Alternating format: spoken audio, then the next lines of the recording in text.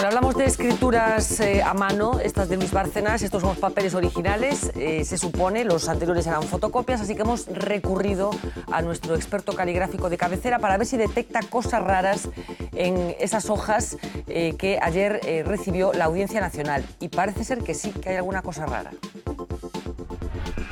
El Partido Popular niega rotundamente que los papeles que han aparecido publicados se correspondan con la contabilidad del Partido Popular.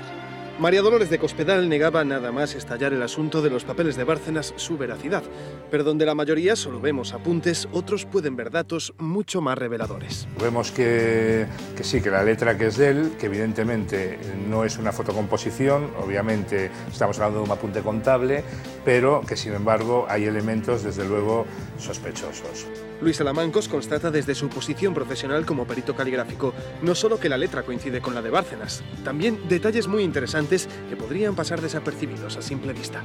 Vemos aquí cómo el documento, las últimas líneas han sido borradas, se aprecia perfectamente en las líneas rojas cómo se ha borrado, se ve clarísimamente que aquí se ha borrado. Pero también cosas poco corrientes, solo detectables a través de pruebas más minuciosas. Como si hubiera un cambio de tinta que pasa de negro a azul. Esto es bastante inexplicable, ¿no? Dejando una pregunta en el aire. ¿Manipuló Bárcenas los apuntes contables? También corresponden con la letra de Bárcenas, sí. También corresponden con ella. Entonces, con lo cual nos da pie a pensar pues, que es el propio autor el que ha manipulado el documento. El análisis caligráfico descarta también que los documentos fuesen elaborados de corrido, como en su momento defendieron diversos altos cargos del PP. Hay una cosa que está clara, o sea, el documento no está hecho de corrido, no está hecho en una unidad de acto, eso es evidente. O sea, grafísticamente se ve que la letra ha evolucionado a lo largo del tiempo. Ahora bien, o sea, que esa letra se manipulara en un determinado momento, eso es a lo que vamos ahora, ¿no? Será verdad, pero eso no quiere decir que valide completamente ese papel que se ha publicado. Papeles que podrían guardar más secretos todavía por desvelar.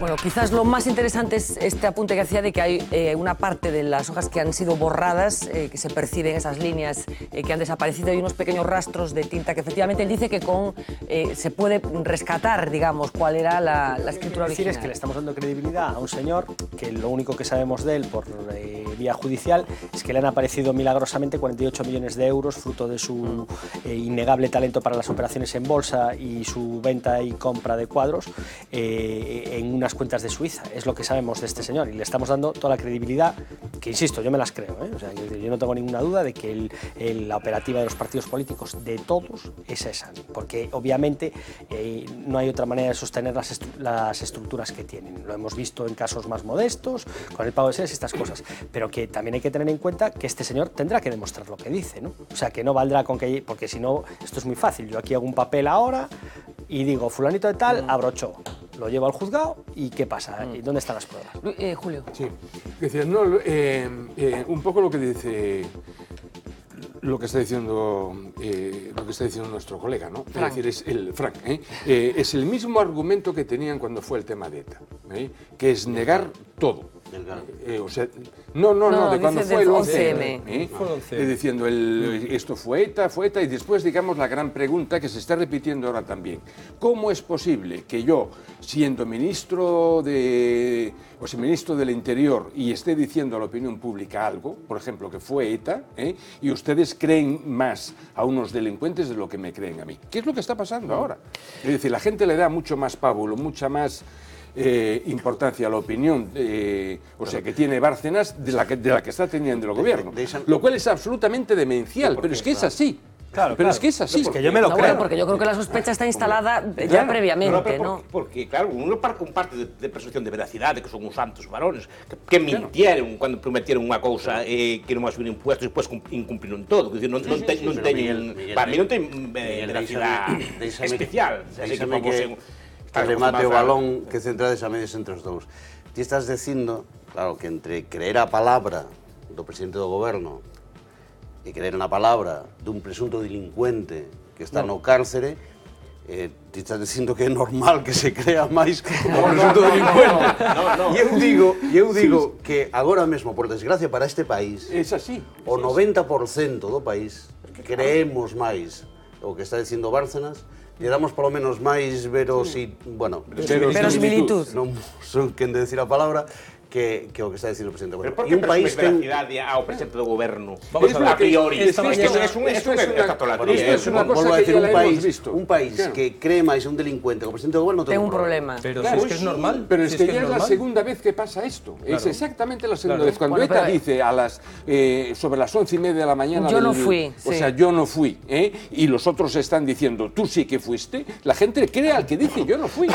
Es que es así. No, básicamente porque también hay otro factor muy importante, que digamos que el supuestamente ultrajado con el insulto está callado. Les costaron las elecciones. Les costaron las elecciones. A ver, vamos a ver, y esto va por el camino. Esta mañana hay una ONG que se llama Transparencia Internacional, que esta mañana publicaba sus datos de una encuesta sobre la corrupción. Y el 83% de los españoles opina que todos los partidos políticos son corruptos. Lo que hablábamos. Entonces hay una cuestión que es evidente, es decir, algo está pasando con el sistema. No, esa sensación tú apuntabas de Italia, ¿no? De que pero no es una cuestión de que el Estado sea una máquina. No es una cuestión de que el Estado sea una máquina de devorar. Es una cuestión de que la ciudadanía hemos dejado que los partidos políticos llegaran a este punto. Sempre foi así. No siempre. Yo quiero pensar que hay alternativas. Yo quiero pensar que hay esperanza, ¿entiendes? Yo no me quiero instalar en la famosa película, y lo he dicho antes, del Día de la Marmota, atrapado en el tiempo, de que por la mañana cada vez que me levanto es siempre lo mismo, la misma hora, la misma noticia y la misma historia. No, esa historia universal siempre fue así. La historia universal podrá ser así, pero la historia universal se puede cambiar. Sí, a peor. Y yo quiero pensar... No, a ver si me explico. Un optimista, nada. Eu vou defender esta clase política no sentido de que non, dentro do que cabe, tamén, repito, en perspectiva histórica, non é unha clase especialmente criminal, nin especialmente despótica, nese aspecto... Oye, hai mucha manera de ser criminal. Ni siquiera é a máis corrupta da historia, mira o que estou dicindo, ni siquiera é a máis corrupta da historia de España. Forma parte tamén de como é o país agora, que tamén tolera menos estas cousas, etc. E ese aspecto a defendo. Para ti esto es normal. No, prefiero esto que estar en Egipto, por ejemplo, no, pero esa clase política tan moderna, tan nueva. ¿Qué? ¿Esto es normal para ti entonces? Sí, porque repito, eu veo as cosas en perspectiva histórica e digo, na perspectiva histórica de España, creo, no quiero esta normalidad. ¿Qué quieres que te diga? Non creo que hubiera dentro de España unha clase política máis sana que hoxe. No, y aparte yo te digo... Si me dices cuándo... Yo agradecería, porque non recordo esto de España unha clase política menos corrupta que sendo corrupta como é. Pero mira, yo te digo una cosa, yo creo que este debate no nos lleva a ningún lado. Aquí lo que es realmente importante es, nosotros podemos mejorar la calidad de la democracia que hay en España. Por supuesto. Podemos mejorar la calidad, incluso humana, de la clase política que tenemos, sí o no. Yo estoy convencido de que sí. Y el cómo hacemos eso y quién lo hace. Yo creo que esa es la discusión. Bueno, esto se produce en un contexto además en el que a ti te están bajando el sueldo como profesor de universidad. Sí, lo hacen trabajar más. 6 millones de parados. Quiero decir que...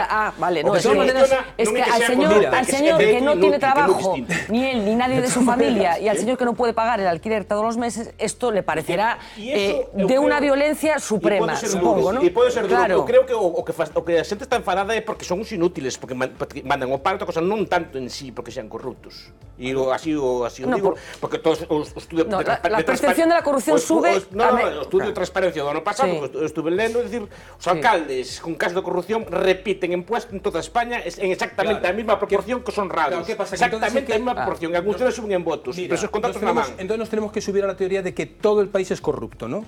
Non que todo o país sea corrupto, pero as élites responden moi ben a como é o país. Y tamén o digo así. Claro, luego entonces quiere decir que los ciudadanos somos todos corruptos. Bueno, pues mira, yo me niego a eso. Porque este país non é corrupto, porque hai países máis corruptos que o noso. De feito, España está... Yo me niego a eso porque... España está por riba. Sabes que está parecida a España? En primer corte a Bélxica. Sí, claro, pero yo... Bélxica, ese país que estuvo sin gobierno no sé cuántos meses y que no pasó nada. Non é o país... Hai países que son varios países que son máis corruptos que España. Bueno, déjame un momentito porque estábamos hablando antes de la coincidencia de las élites con carácter sistemático, una renovación que se produce por la vía biológica más que por la vía electoral, porque efectivamente hay nombres que se repiten sistemáticamente desde hace años. Uno de ellos, hoy lo hemos visto aquí en Galicia, Dosi Teo Rodríguez, que vuelve a la primera línea, en este caso del Consejo de Contas, institución que tiene también la responsabilidad de comprobar cómo van las cuentas públicas.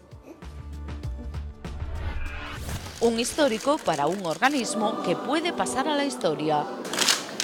Xuro ser fiel ao meu mandato como conselleiro do Consello de Contas de Galicia. De este modo, Dosité Rodríguez afronta una nueva etapa. A sus 77 años, el que fuera consejero de Presidencia con Manuel Fraga vuelve para fiscalizar las cuentas de la Administración. Se incorpora a una institución que calificó de fundamental para la autonomía.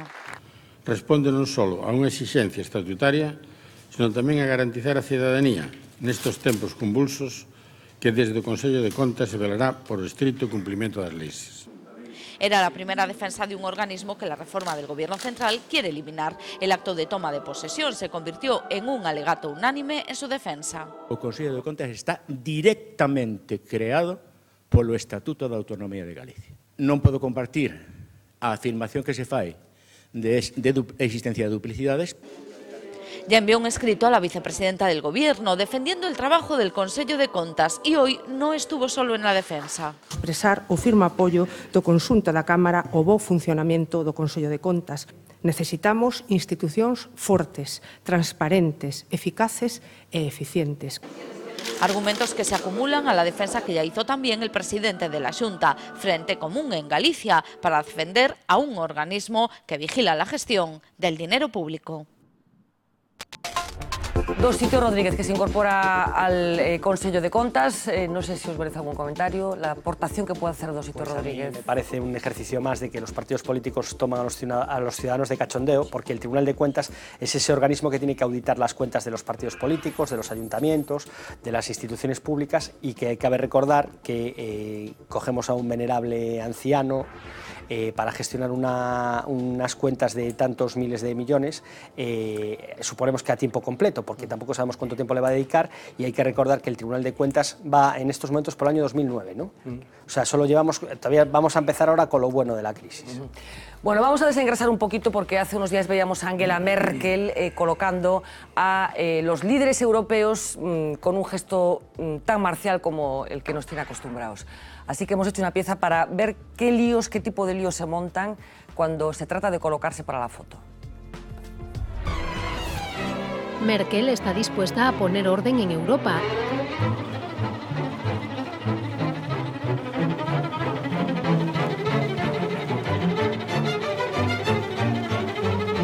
La canciller parece tener un talento innato para colocar a cada uno en su lugar, algo que no viene del todo mal, porque en las reuniones de alto nivel político lo difícil no son las negociaciones, sino la foto de familia.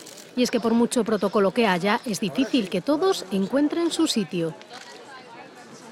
A veces la espera se hace larga y cada uno mata el aburrimiento como puede.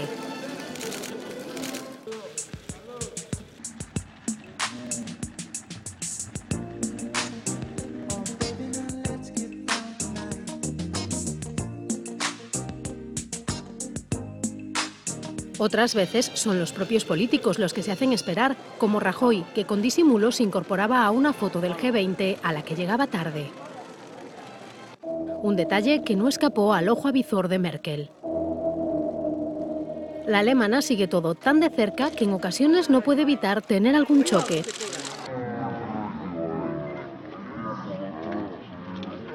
Ser pocos en la foto tampoco hace la cosa más fácil. En ocasiones puede ser hasta incómodo cuando los retratados no están demasiado bien avenidos. Todo un ritual complejo el de las fotos de familia, aunque al final merece la pena, a juzgar por las sonrisas beatíficas de los políticos cuando toca mirar al pajarito. ¿Qué situación más ridícula se produce a veces con estas fotos de familia en la que la gente no sabe dónde colocarse? En fin, Uxía Rodríguez nos va a contar más cosas de este martes, así que adelante. Pues Fernanda, parece que las rías gallegas tendrán que seguir esperando. Las desavenencias políticas en Bruselas han hecho que la Eurocámara decidiese aplazar sine die su informe sobre la contaminación en nuestras rías. 5 meses después de su visita a Galicia, los eurodiputados no han sido capaces de pactar un texto con las pautas que deberían seguir las autoridades nacionales, regionales y locales para sanear las rías más castigadas, la de Ferrol, Oburgo y Vigo. Una decisión insólita en Europa, según han confesado los europarlamentarios gallegos. En una semana clave para el naval y a la espera de la reunión de este jueves con el comisario Almunia, las aguas, lejos de calmarse, están más revueltas que nunca en este sector. Los armadores amenazan con no encargar más buques a España si la Unión Europea obliga a devolver el tax lease. En 2 semanas ya se han perdido 14 contratos. Los trabajadores de los astilleros han convocado una nueva jornada de protestas para este jueves, mientras el Gobierno sigue confiando en que Bruselas cambie de opinión. Vamos a exponer pues, cuáles son los argumentos, creemos que muy sólidos, que fundamentan el hecho de que no tengamos que devolver por parte de los astilleros, ni de los inversores, ni de los armadores, la cuantía de dinero que se está diciendo. Hay que intentar primero argumentar que no procede la devolución. Hay bastantes elementos que contribuyen a afianzar esa tesis y, en último extremo, que la devolución fuese de los últimos meses, que no tendría especial significación. La situación del CSIC es un cataclismo, son las palabras desesperadas del presidente de la institución científica más importante de nuestro país. El Gobierno ha inyectado solo 25 de los 100 millones de euros que necesita. Si antes de octubre no recibe el resto, el CSIC se verá abocado a una parálisis total. El organismo investigador engloba más de 100 centros de I+D y emplea a 15.000 personas.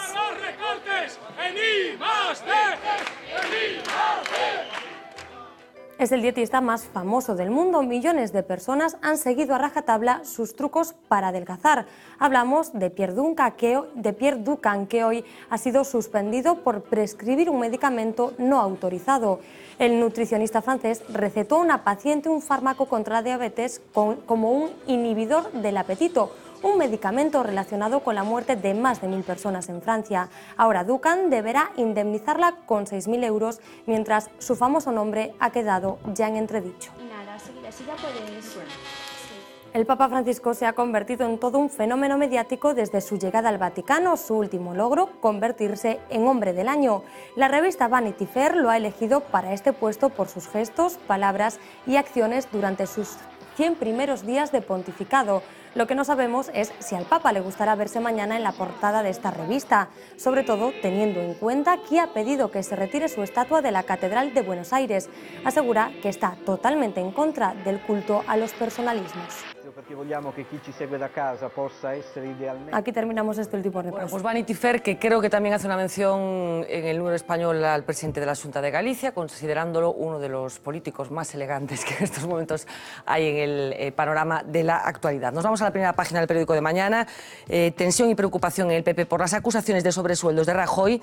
El presidente del Gobierno calla y el Partido Popular insiste en que los papeles de Bárcenas no son su contabilidad B.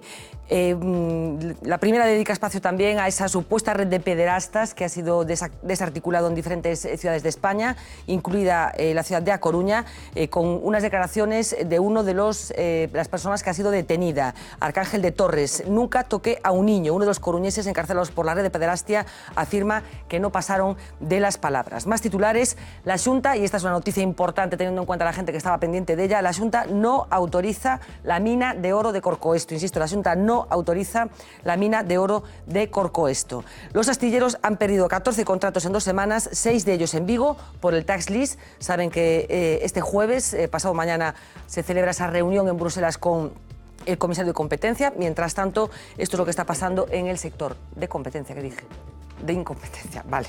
Y luego referir ese titular que ya apuntaba Uxía, el creador de la dieta Ducan, sancionado en Francia por prescribir un fármaco no autorizado. Algunas de los titulares y de las noticias que podrán leer mañana en el periódico. Vamos a despedirnos como siempre con el Off the Record, un Off the Record en el que Lois Balado ha encontrado similitudes entre algunos de nuestros políticos, particularmente Mariano Rajoy y las Mises.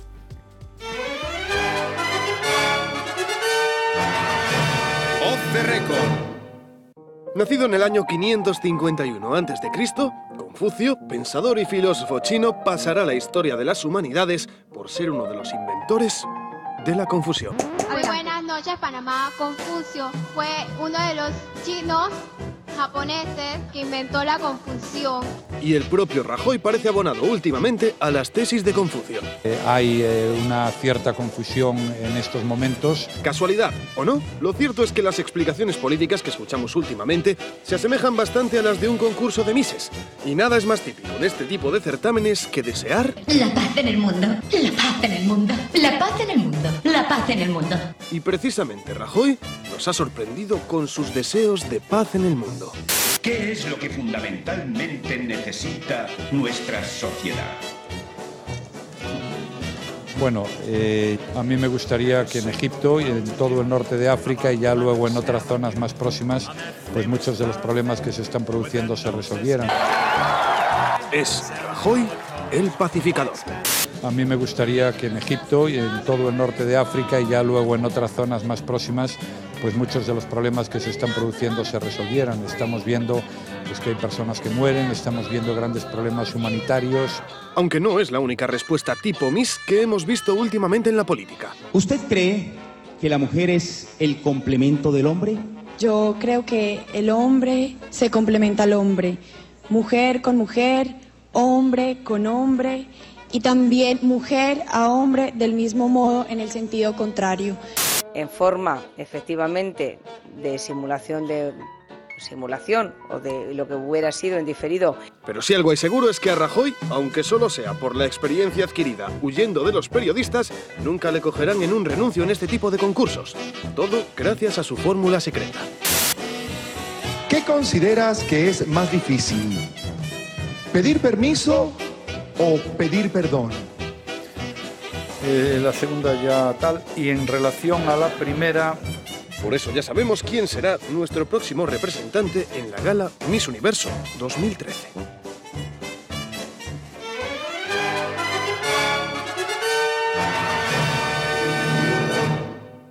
En fin, las respuestas tipo Miss que a veces nos regalan los políticos españoles. ¿Alguna cosa más? ¿Pendientes de lo que pase mañana con Bárcenas? Pues esperar, a ver. Eu quería darle razón a Fran. Eu creo que Mariano Rajoy hoxe está preocupado por cantos minutos saca Chris Froome, o australiano o sudafricano a contador. Esa é a gran preocupación que tengo o noso presidente. ¿Sí? ¿Estáis convencidos? Claro, Absolutamente. mañana es con los puros. No, pero disimula muy bien. Bueno, de hecho, en pleno rescate se fue a ver un partido. Sí, bueno, esa respuesta bueno, pero ese partido era muy importante. Resolví este problema, me voy a ver el fútbol, me voy al fútbol. En fin, mañana estaremos pendientes de qué pasa y a ver si efectivamente Mariano Rajoy sigue aguantando con esa circunspección todo este tsunami político que estamos viviendo últimamente. Muchísimas gracias, señores, a los 5 por acompañarnos. Regresamos mañana a 10:20. Sean felices.